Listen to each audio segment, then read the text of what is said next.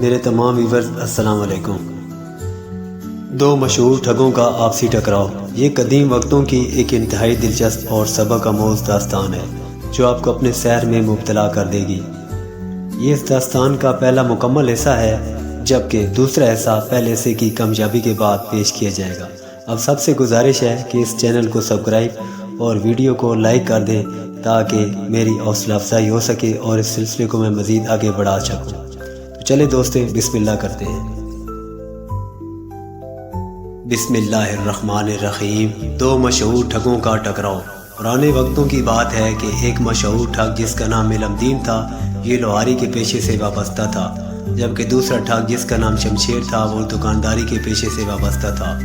یہ دونوں ایک ہی ریاست میں ایک دوسرے کے قریب ترین کاروبار کرتے تھے اور پوری ریاست میں یہ دونوں مشہور تھے کہ ان جیسے ٹھگ باز پوری دنیا میں نہیں ملیں گے۔ کئی بار ان دونوں کی شکایت بھی بادشاہ کے پاس پہنچائی گئی، مگر یہ دونوں اتنے شاطر اور چلاک تھے کہ وہ اپنی بے ایمانی اور ٹھگی پر سوالات کے ایسے دلائل سے جوابات دیتے کہ ہر کوئی چکرا کر رہ جاتا۔ یہ دونوں کوئی بھی ثبوت نہیں چھوڑتے تھے، اس لیے ہر بار یہ باعزت بری ہو جاتے۔ غرضے کے لوگوں کے پاس ان کا کوئی بھی حل نہ تھا سوائے اس کے کہ وہ ان سے لین دین نہ کرتے اور ہمیشہ ان سے دور رہتے، اور لوگوں کو آخرکار یہی طریقہ اپنانا پڑا۔ علم دین لوہار اور شمشیر تاجر دونوں یہ بات اچھی طرح جان چکے تھے کہ اب ان کا اس ریاست میں کام نہیں چلنے والا، لہذا دونوں نے اپنے اپنے ذہنوں کے مطابق ایک آخری داؤ پیچ کھیلنے کا پروگرام ترتیب دیا۔ علم دین لوہار نے دکان میں موجود گلا زنگ آلود لوہا جمع کر کے ایک تلوار بنا کر اس تلوار تاجر شمشیر کے پاس لے گیا، کیونکہ اب اس کا شکار صرف اور صرف شمشیر تاجر ہی تھا۔ شمشیر تاجر بھی پریشان اور اداس بیٹھا تھا کہ اتنے میں علم دین لوہار اس کی دکان میں داخل ہوا۔ دونوں نے ایک دوسرے سے خوشی خوشی ہاتھ ملایا۔ علم دین لوہار نے تلوار کو بڑے کپڑے میں لپیٹ کر بغل کے نیچے دبا رکھا تھا جیسے کوئی انتہائی چیز ہو، مگر شمشیر تاجر بھی کم نہ تھا۔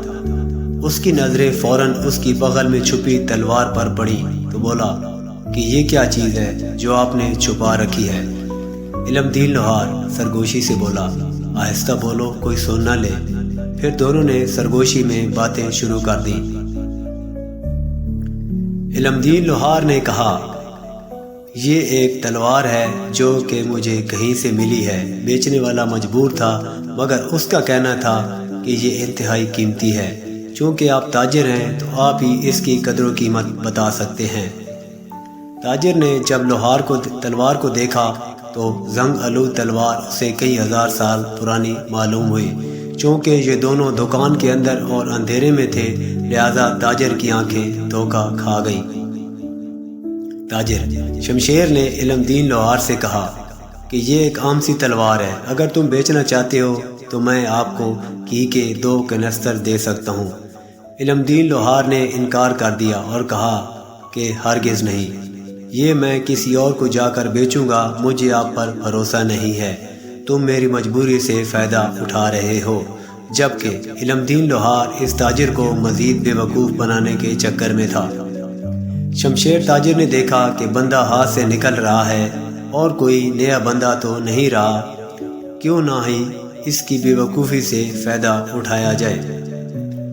قصہ مختصر، شمشیر تاجر نے علم دین لوہار کو گھی کے 5 کنستر دے کر تلوار خرید لی۔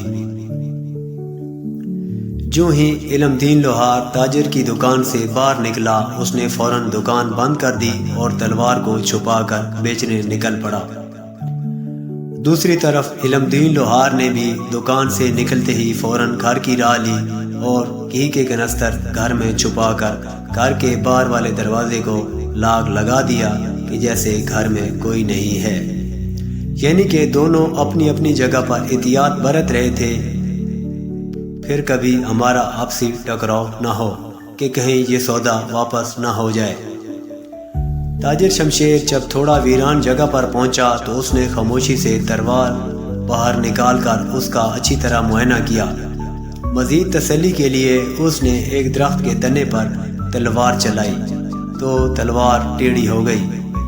تاجر شمشیر غصے سے بلبلا اٹھا کہ کس کی اتنی ہمت جو شمشیر تاجر کو بے وقوف بنائے۔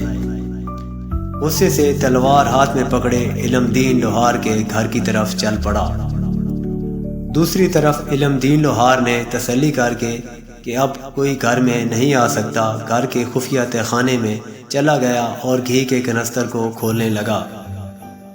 جو ہی اس نے پہلے گھی کا کنستر کھولا تو اسے کچھ گڑبڑ محسوس ہوئی کہ جیسے اندر پانی ہے۔ مزید تسلی کے لیے وہ بار روشنی میں لے گیا، وہ سچ میں ہی پانی تھا۔ باری باری اس نے سب گھی کے کنستر کھولے مگر سب اندر سے پانی سے بھرے ہوئے تھے۔ علم دین لوہار کی آنکھوں میں خون اتر آیا کہ تاجر کی ایسی کی تیسی، وہ ہوتا کون ہے مجھے بے وقوف بنانے والا؟ اور علم دین لوہار فوراً تاجر شمشیر کی دکان کی طرف چل پڑا۔ تاجر شمشیر اور علم دین لوہار کا رستے میں ہی ٹکراؤ ہوا۔ دونوں نے خوب اچھی طرح ایک دوسرے کی درگت بنائی۔ لوگ تماشا دیکھتے رہے کہ اب آئے اونٹ پہاڑ کے نیچے۔ ان دونوں نے پوری ریاست کو تنگ کر رکھا تھا اور پکڑا ہی نہیں دیتے تھے۔ اب اچھا ہوا کہ آپس میں ہی ایک دوسرے کو انجام سے دوچار کریں گے۔ علم دین لوہار اور تاجر شمشیر دونوں نے جب لوگوں کی باتوں کی طرف متوجہ ہوئے تو دونوں نے ایک دوسرے کو آنکھ ماری کہ چلو اب بس ہوا۔ دونوں نے ہی ایک دوسرے کو بے وقوف بنایا ہے تو پھر غصہ کس بات کا؟ دونوں نے ایک دوسرے سے ہاتھ ملایا اور آنکھوں سے اشارہ کر کے الگ ہو گئے، اور دونوں نے اپنے اپنے گھروں میں جا کر سوچا کہ اب انہیں یہاں سے کسی دوسری ریاست میں چلے جانا چاہیے۔ ان دونوں نے بچا کھچا سامان باندھا اور جب دونوں گھروں سے نکلے تو دونوں کے ذہنوں میں خیال آیا۔ علم دین لوہار نے بھی سوچا کہ تاجر شمشیر کی بھی منت کر کے ساتھ لے چلتا ہوں، دونوں مل کر دوسری ریاست کے لوگوں کو لوٹیں گے، اور تاجر شمشیر بھی یہی سوچ رہا تھا۔ دونوں سامان باندھے ایک دوسرے کے گھروں کی طرف چل پڑے۔ جب دونوں کا رستے میں ٹکراؤ ہوا تو دونوں کی آنکھوں میں شرارت تھی کہ ہم دونوں ایک دوسرے سے کم نہیں۔ دونوں مسکرائے اور اگلی منزل کی جانب چل پڑے۔